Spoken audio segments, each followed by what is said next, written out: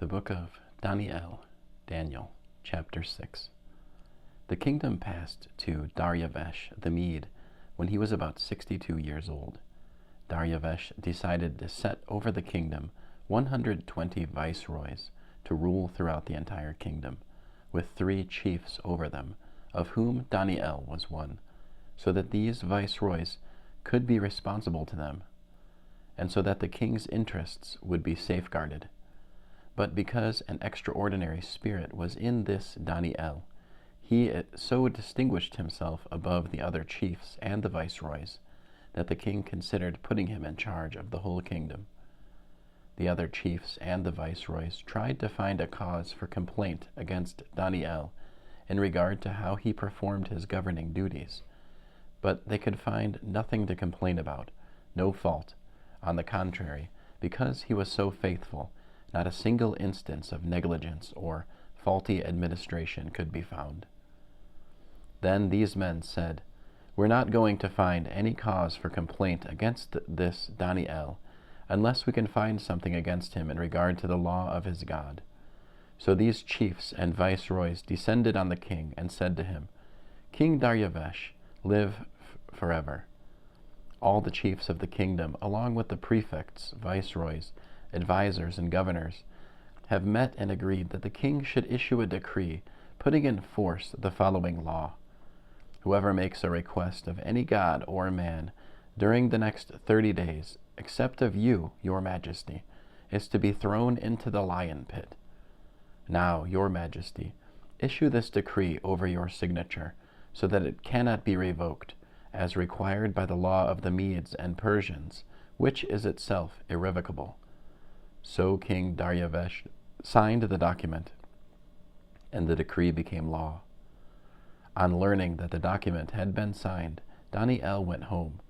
The windows of his upstairs room were open in the direction of Jerusalem, and there he kneeled down 3 times a day and prayed, giving thanks before his God, just as he had been doing before. Then these men descended on Dani'el and found him making requests and pleading before his God. So they went to remind the king of his royal decree. "Didn't you sign a law prohibiting anyone from making requests of any god or man within 30 days, except yourself, your majesty, on pain of being thrown into the lion pit?" The king answered, "Yes, that is true, as required by the law of the Medes and Persians, which is itself irrevocable." They replied to the king, "That Dani'el, one of the exiles from Yehuda, respects neither you, your majesty, nor the decree you signed. Instead, he continues praying 3 times a day." When the king heard this report, he was very upset. He determined to save Dani'el and worked until sunset to find a way to rescue him. But these men descended on the king and said to him, "Remember, your majesty, that it is a law of the Medes and Persians that no decree or edict once issued by the king can be revoked." So the king gave the order, and they brought Dani'el and threw him into the lion pit. The king said to Dani'el, "Your God, whom you are always serving, will save you." A stone was brought to block the opening of the pit, and the king sealed it with his own signet and with the signet of his lords, so that nothing concerning Dani'el could be changed. Then the king returned to his palace.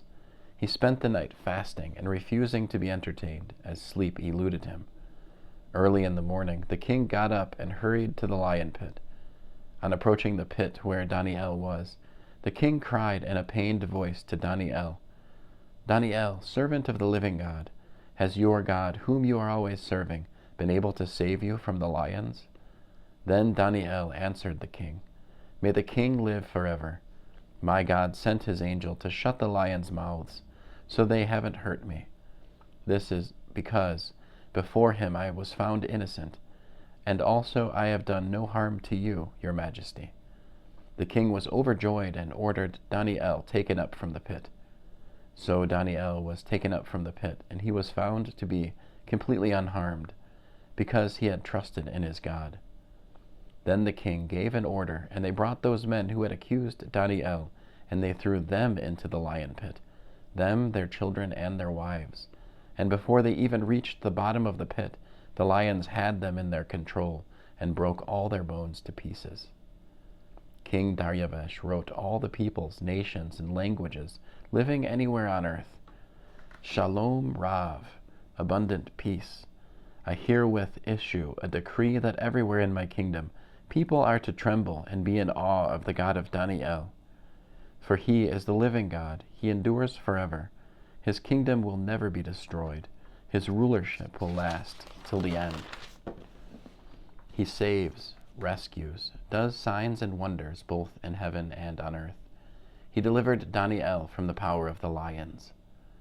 So this Dani'el prospered during the reign of Dariavesh, and also during the reign of Koresh the Persian. End of the book of Daniel, chapter 6.